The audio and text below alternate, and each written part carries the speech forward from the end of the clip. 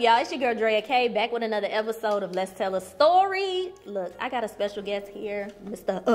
Mond. How you doing? I'm all right. How about you? I'm good. Today's a good day. What you got going on? Nothing, same old chilling. Same old chilling. Cool. So, for the people who may not know you, I know you know, like you Scotlandville famous and everything like that. Yeah. But for the people who may not know you, what do you do? I'm a rapper. Rapper, you hear me? What you be rapping about? All kind of shit. Shit. Whatever come to my mind, I rap about it. Like what? Streets, murder, robbery, drugs, Goodness. whatever. That's what you be talking about in your music? Yeah. And you from Scotlandville, 708? Yeah, 70807. Oh, okay. Bradley Road to be exact. Yeah. So you grew up in Scotlandville. What was that like? It was hard. I had a rough upbringing, you know what I'm saying? Mama on drugs, you know, my daddy wasn't there. Shit, it really laid on there and brought the streets out of me, you hear me? So it really taught me some shit, you know what I'm saying? It really raised me, that hood. So shit. And this was when you was like young? Yeah. Like a child? Growing up in Scotlandville? I'd say about 10, 11, 12. So what was that like going through all of that as a kid? Shit, it was traumatizing. Shit, I still battle with that shit to this day.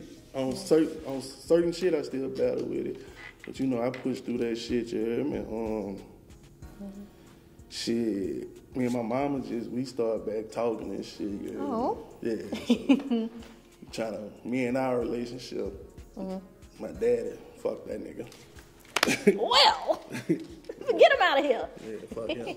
But your childhood, you said it kind of brung out this gangster in you. It brung out this type of personality, the person that you are now. Yeah. So what experiences growing up did you face? Foster care, group home, jail. I've been back and forth to jail all my life. Why? I ain't really had no guidance. None whatsoever. Yeah. So, you know, I just picked up on the street life. My older cousins, them taught me a whole lot. I just followed their footsteps, you hear me? You went to school? I dropped out in the 6th grade. What school did you go to? Prescott. Prescott? Yeah. Yes, indeed.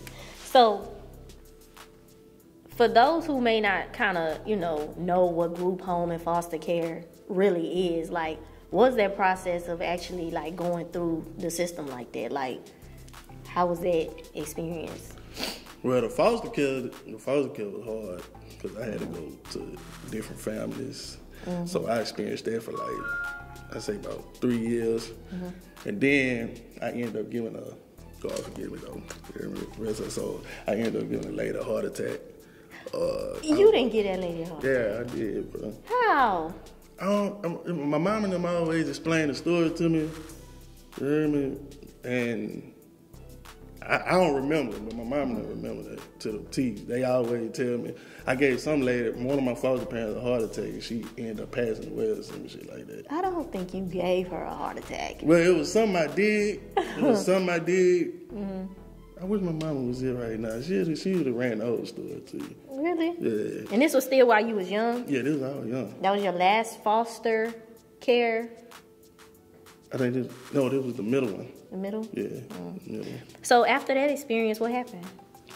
Shit, they moved me to another foster home. But this time I stayed in a facility. I ain't go nowhere. I ain't go to nobody else. And then my grandma came and got me. Yeah. So when she came and got you, my great-grandmother. Your great-grandmother, when she came and got you, like, how did you feel at that point? Were you, like, kind of numb from everything that you was going through? Like, were you excited? Like, it kind of gave you a chance to, start thinking about, like, a different lifestyle? Yeah, I'm gonna show that love, that real love. That's one of my first time experiencing that real love. You hear me? And besides that, she put me in church. I played drums in the church. Yeah. You hear me? So my mom was hard. She was a godly person. Yeah. And it kind of stuck with you, things that she taught you and everything like that. Then she passed away. Yeah. Then I had to go to my other grandma, my mama. Yeah. Then she passed away. So then I was just left back at square one again, and I was 15 at that time. Yeah.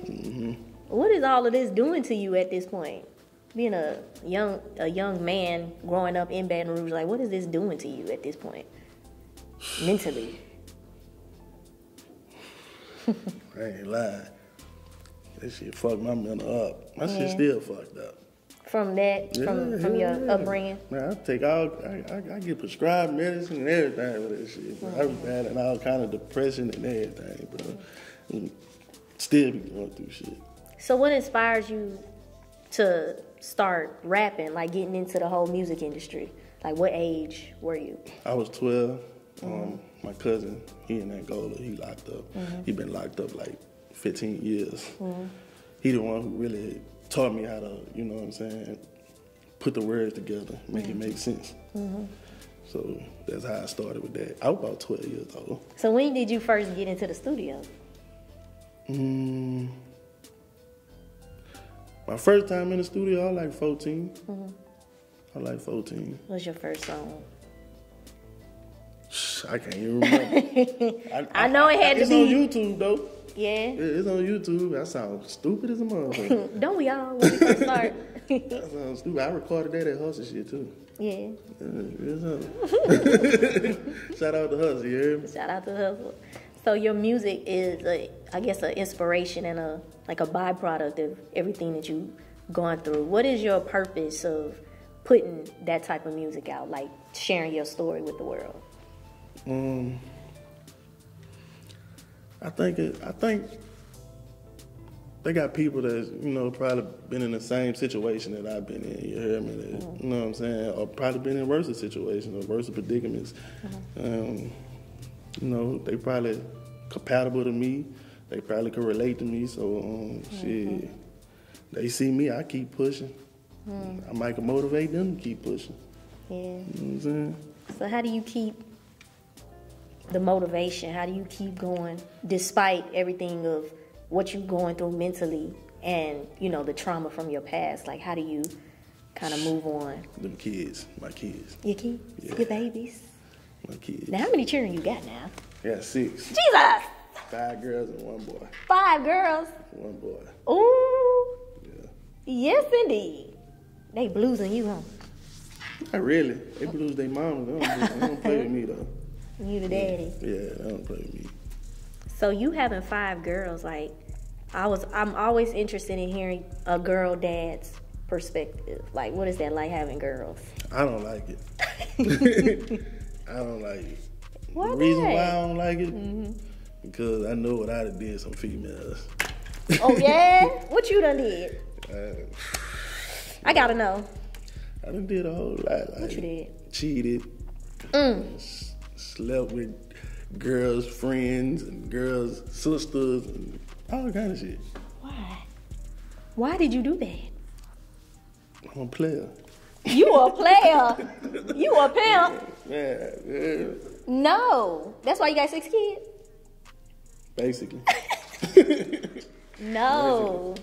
But you've had these relationships and everything like that. You say you a player, but I think having children with somebody, that's kind of like a deeper connection that you would have. I had that. I thought I had that with my last baby mama, bro. Shit ain't work out good, bro. Oh. Shit ain't work out good. That's the one I had finally engaged, proposed to her. Really? Yeah, man, I thought I was doing some good. That shit ain't work out. Why not? I guess our time had ran its course.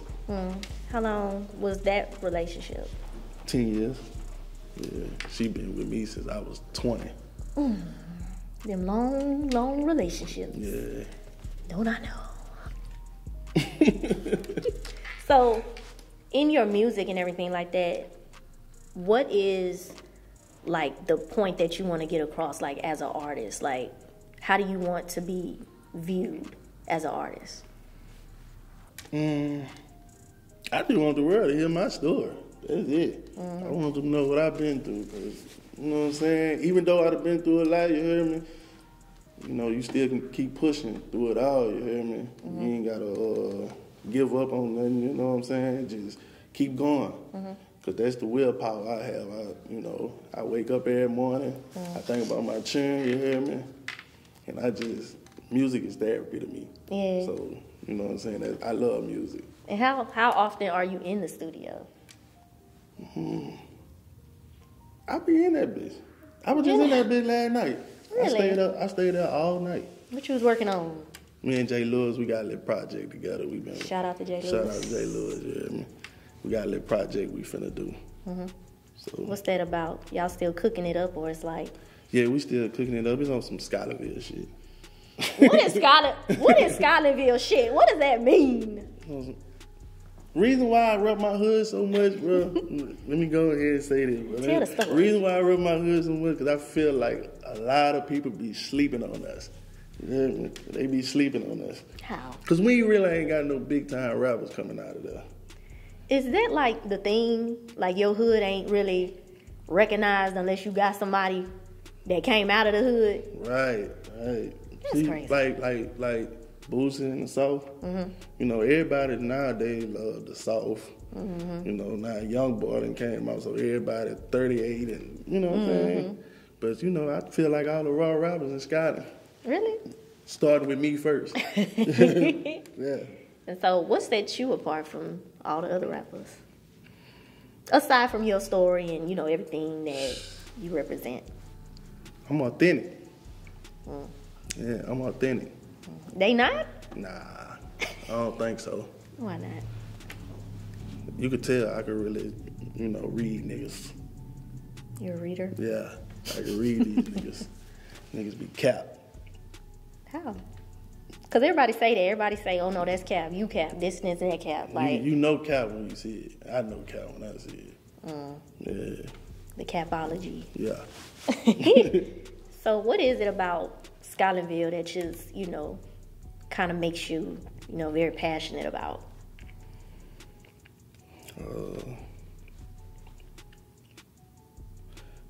Say it again. What is it about Scotlandville, where you from, that makes you like so passionate, makes you want to go so hard for your city, for your hood? Cause we slept on. That's it? Yeah, that's it. We slept on. Everybody already feel like we ain't got nothing going on over there. But I mean, y'all got the high school and everything. Nah, but Southern, you know? And the homecoming, that's it. That's all people talk about. You hear me? But they don't talk about the rappers. Yeah, they don't talk about the rappers. You feel but away? they gonna talk about me though. You feel away about that? Yeah, of course. Why? Why wouldn't I? Why? We all from the same place, right? Actually, Scotlandville is its own city. It kind of is. Scotlandville, Louisiana. You see the map? Yeah. Yeah. It kind of is, though. We our own city. We really ain't part of Baton Rouge, technically. Hey, we our own Yes, city. y'all is. No, I'm saying we our own city, though. We got our own. You seen the map? I believe. So, tell me about your experience in jail. What jail did you go to? I started off. The first jail I went to was juvenile detention. Yeah. How old were you? I'd have been juvenile detention multiple times. My first time going, I was in the foster home. I was like about 12, 13. What were you doing? Like I said, Fighting people? Doing all kind of mischievous things. Kept going back and forth to juvenile. Then they sent me to the big juvenile jail, JCCY. Jensen. You heard about it? Yeah, a little bit. Rough. Rough and rugged. What that was like? Oh, it's kill or be killed enough. In juvenile? Yeah. It's real. But I'm like, Retarded. You gotta be a man now. Goodness. Yeah. And then where'd you go from there? Every time I came home, I ain't stay home like a good 6 months. I always went back, kept going back. I got out of juvenile when I was 16. I got out when I was 16. I was just making my birthday January the 20th. Okay. So a couple days after my birthday, I caught a charge and went to the big jail, the adult jail, as a juvenile. East Baton Rouge. Yeah. My first time going, I ain't lying, I was a little paranoid at first. Yeah, man. I was a little paranoid because, I ain't know nothing about it. I used to hear all the stories about how the jail live. But shit, once I got in there, I already knew I would go down hard anyway. I was going to be in there in a little minute. So, shit, I just got adapted to it. Just went to cutting up around that motherfucker. Cutting up? Yep. What you was doing to the people? Man, I did everything. Except fuck with a boy. I hope not. Well. I just had to throw that out there.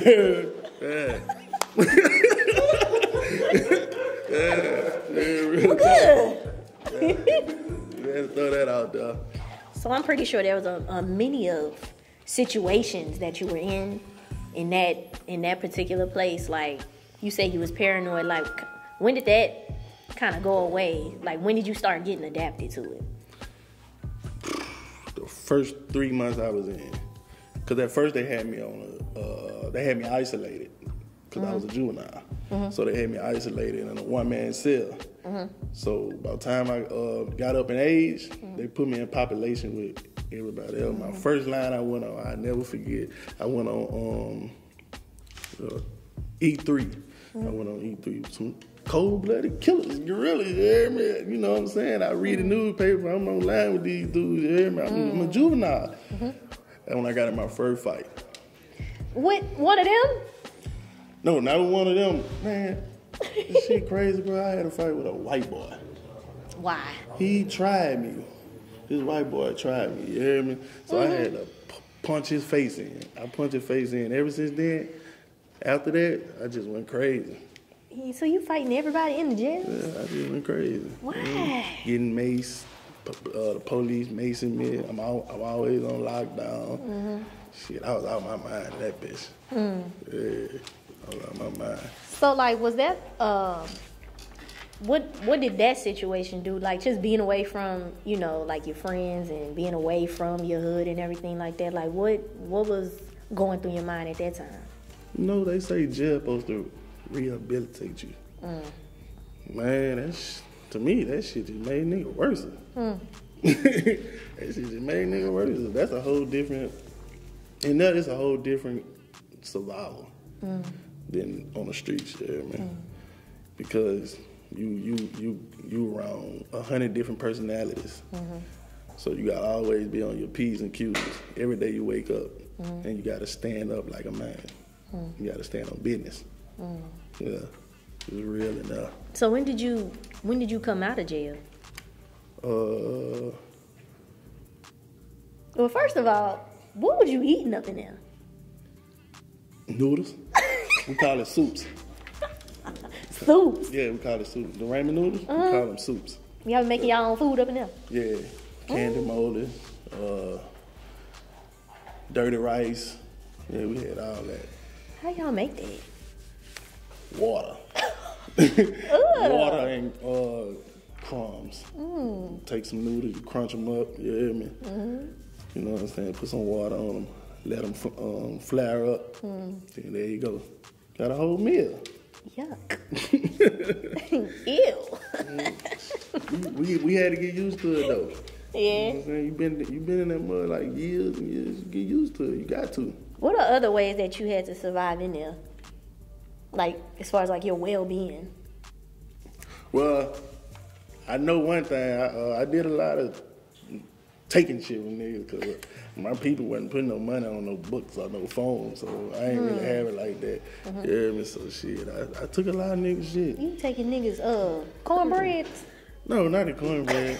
I'm on clothes. Sometimes I take niggas' toothbrush, zoo sack, everything. Zoo sack, that's they That's when they make stove. That's what we call it. A zoo sack. Yeah. Yeah. Lord. So when did you come out? Jail. I can't really put no time on that because I came out and went back in. Came out and went back in. This time right here, this is the longest I ever been out. How long has it been? I've been out like 2 years. Yeah. What made you stop going back in and out of jail? That shit, at some point, I just got tired of that shit, bro. Yeah. I get tired, bro. I got tired. Everybody got they point where they get tired of something. I got tired. You felt like you didn't have a point to prove anymore? Oh, shit, no, I really don't. Now the young niggas be trying to try nigga. It's the young ones that don't know no better be trying to try nigga. But now that's all in the jail now. Number 2,000 babies. Dang. Yeah. Ignorance. They don't know no better. So, you having your kids and, you know, having your chance at relationships and everything like that, what do you see, like, what is your viewpoint of life now? Now that you done experienced that trauma and, you know, everything from your past, like, moving forward, what is your perspective of life? Like, what do you want to get? What do you want to accomplish? What do you want to, you know? Well, I know for sure with the music shit, I want to make the money off it. I want to feed my family off it. You know what I'm saying? I want to do something with it. That's all I got. That's the only hope I got left. You know what I'm saying? It's the music. Yeah. I ain't got no hoop dreams. That's over with. You played in, when you were young? Yeah. Football, basketball? Basketball. I played for the, football, I played for the Baton Rouge Raptors and the North Baton Rouge Steelers. I played for them. Basketball, I played with Scotlandville Hornets and the North Baton Rouge Indians. Oh, check you out. Yeah. You was good or you was okay? I was straight. I ain't gonna lie. I was straight. I wasn't all that, but I was straight. Yeah, I mean, it was just something past time. It still ain't stopped nothing, though. Yeah. You know what I'm saying? So music is your number one driver right now. What do you have coming up? Like, where can everybody, you know, get your music? And if they want to do a feature, video, or whatever, if they want to collab, where can they find you? I'm on every platform. You can find me 70807 Mond. Oh no, 70807 _ the number 3 MOND on Instagram. Yeah, man. All the information gonna be in the bio. Everything. If you wanna book me, you wanna whatever you wanna do, it's all the information all right there. So what do you think? What would you say to somebody that's probably watching this interview that they have a hard life right now? They can't really see an end to it. Like, what is something that you would say to them? Shit, keep going. Let me ask that over because you looked in your phone. Excuse me. Go ahead. Go ahead.